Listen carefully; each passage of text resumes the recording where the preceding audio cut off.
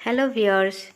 তো দেখো আজকে আমি তোমাদেরকে দেখাবো ভিনেক ডিজাইনার একটা ব্লাউজ, যেটা লেহেঙ্গা ব্লাউজ বা ডিজাইনার শাড়ির ব্লাউজ এরকমভাবে করলে কিন্তু খুব স্মার্ট লাগে, খুব ভালো লাগে। এরকম একটা ব্লাউজ তোমরা ট্রাই করতেই পারো। তো দেখো আমি জাস্ট ফ্রন্ট পার্টটা আজকে স্টিচিং করে দেখালাম। তোমরা চাইলে পুরো ভিডিওটাই দেখাবো, কারণ আমি ব্যাক পার্টটা নর্মাল একটা ব্লাউজের মতনই কিন্তু করতে হবে। হ্যাঁ ঠিক আছে, তার জন্য আমি কিন্তু এটা দেখাইনি। তো চলো প্রথম থেকেই তোমাদেরকে শেখাই। তো আমি একটা পেপার নিয়ে নিয়েছি, এটা তোমাদেরকে আমি ড্রয়িং করে দেখাবো। তো আমার ব্লাউজের মেজারমেন্ট হিসাবে আমার 14 ইঞ্চি হচ্ছে আমার লেন্থ, আর 2 ইঞ্চ আমরা এক্সট্রা নেব, তার মানে 16 ইঞ্চ। তো আমরা দেখো প্রথমে একটা মার্জিন টেনে নেব লেন্থের।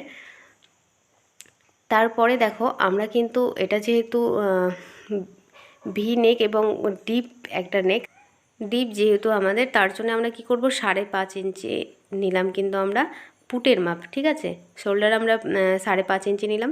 এবার দেখো আমরা চেস্ট নেব। তোমাদের যেটাই চেস্ট হবে সেটাকে 4 দিয়ে ভাগ করে নেবে, তারপরে 2 ইঞ্চি প্লাস করবে, যেরকম আমরা করি আদার্স ব্লাউজের ক্ষেত্রে। তো 1 ইঞ্চ আমরা রাউন্ডে এইভাবে কিন্তু আমরা শেপ দিয়ে দেবো 1 ইঞ্চ নিয়ে। তারপরে দেখো আমরা এখানটা তো নিব, কিন্তু আমাদের যেটা কোমরের মাপ হবে সেটাকে আমরা 4 দিয়ে ভাগ করে অবশ্যই 2 ইঞ্চ প্লাস করব। তারপরেও আমরা 2.5 ইঞ্চি এক্সট্রা নিলাম, সেটা হচ্ছে যেহেতু আমরা এটা প্রিন্সেস কাট করব, তার জন্য কিন্তু আমরা 2.5 ইঞ্চি এক্সট্রা নিলাম। তো এটা হচ্ছে আমাদের ফিটিংসের মাপ। তারপরে এটা হচ্ছে আমাদের লুজ, আর এটা হচ্ছে আমাদের যেটা প্রিন্সেস কাট হবে সেটার জন্য। তো সেটার জন্য আমরা কিন্তু নিয়ে নিলাম। এবার কি করব, আমরা টেক ইন পয়েন্ট দেবো। দেখো 10 ইঞ্চিতে মানে 10 ইঞ্চিতে আমরা একটা টেক ইন পয়েন্ট দেবো, এটা প্রিন্সেস কাটের ক্ষেত্রে এটা হবে। তারপরে বেল্টের মাপ নেবো আমরা 13.5 ইঞ্চিতে। তারপরে এরকমভাবে একটা সোজা সোজা দাগ দিয়ে দিলাম, এটা আমাদের বেল্ট বেরিয়ে গেল। এবার আমরা টেক ইন পয়েন্ট থেকে একটা সোজা দাগ দেব, এভাবে সোজা দাগ দিয়ে দেবো। তো দেখো আমরা 3.5 ইঞ্চি দূরত্বর মধ্যে রেখেছি কিন্তু এটা। তারপরে যেটা আমরা 2 ইঞ্চ এক্সট্রা রেখেছিলাম সেটাকে এইভাবে এর সঙ্গে এভাবে মিলিয়ে দেবো। এরপরে যেটা আমাদের কোনাকুনি একটা দেখো হিপের কাছে যে কোনাকুনি এটা আছে, সেটার সঙ্গে আমরা এইভাবে কিন্তু একটা ড্র করে নেব সুন্দরভাবে। তোমরা কিন্তু এভাবে ড্র করে নেবে।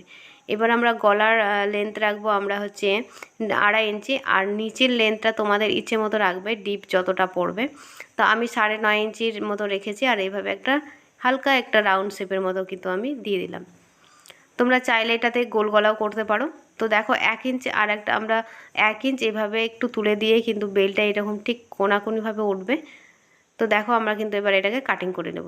তোমরা চাইলে গলাটা কিন্তু বিভিন্ন ডিজাইনের করতে পারো। এখানে 1/2 ইঞ্চ রাখবে, কারণ এখানে প্রিন্সেস কাট যখন সেলাই হবে তখন কিন্তু ওখানে 1/2 ইঞ্চ সেলাইয়ের জন্য মার্জিন দিতে হবে, সেটা তোমরা আগেও দিতে পারো। তো আমরা এভাবে কাট করে নেব। তাহলে গলার ডিজাইনটা তোমাদেরকে বলছিলাম, তোমরা কিন্তু যেমন খুশি তেমনই করতে পারো। হ্যাঁ, গোল গলাও করতে পারো, ভি বা পান পাতা এরকম করতে পারো। তো দেখো আমাদের 3টে পার্ট কাটা হয়ে গেছে।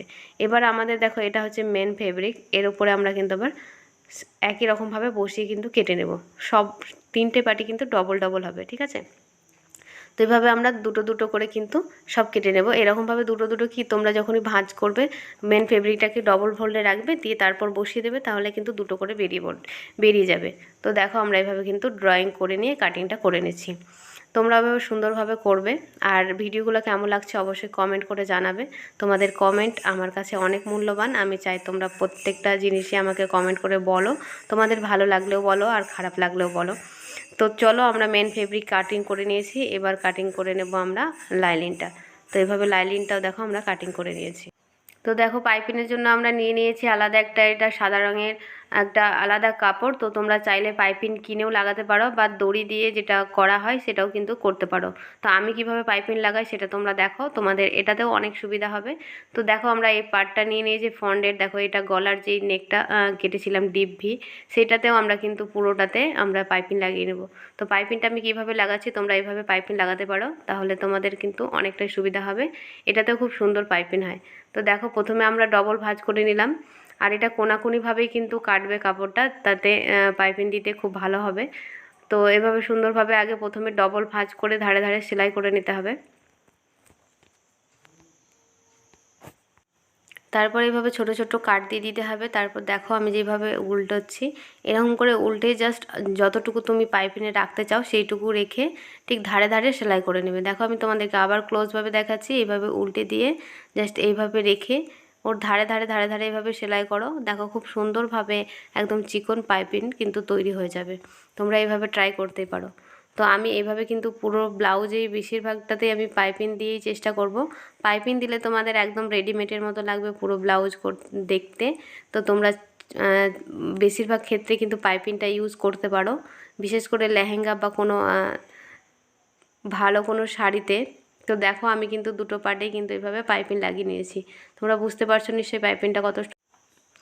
তো এইরকমভাবে দেখো আমি দুই সাইডে কিন্তু পাইপিং লাগিয়ে নেবো। তো দেখো এই দিকেও কিন্তু পাইপিং লাগিয়ে দিয়েছি।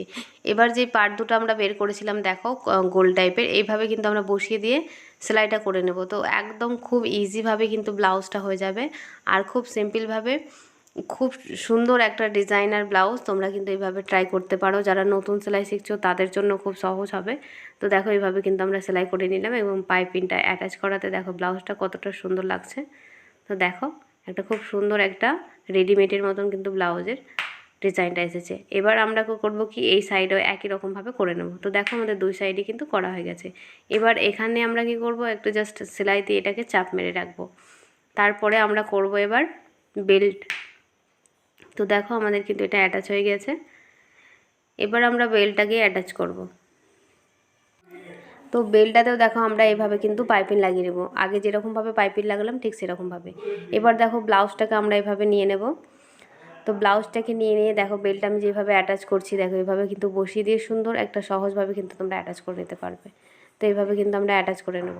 তো পাইপিং তোমরা কীভাবে অ্যাটাচ করো আর আমার পদ্ধতিটা কেমন লাগলো তোমরা অবশ্যই কমেন্ট করে জানাবে। আর কোথাও যদি বুঝতে না পেরেছো সেটাও কমেন্ট করে জানাবে, তাহলে আমার সুবিধা হবে, তোমাদের কোথায় অসুবিধা হচ্ছে না হচ্ছে। তো এইভাবে একটা সুন্দর কিন্তু ব্লাউজ তৈরি হয়ে যাবে। তো দেখো আমাদের এভাবে বেল্টটা অ্যাটাচ করলে কিন্তু আমাদের সামনের পার্টটা কমপ্লিট। তো যারা একদম ডিপ নেক না পছন্দ করো তারা কিন্তু মাঝখানে এরকমভাবে তোমরা একটা দিয়ে দিতে পারো, যার যতটা লেন্থ সেই রকমভাবে কিন্তু তোমরা এইভাবে দিয়ে দিতে পারো বা ওখানে কোনো ডিজাইন করতে পারো। তো আমিও এখানে কিন্তু দিয়ে নিয়েছি, তো তোমরা ওইভাবে করে নিতে পারো।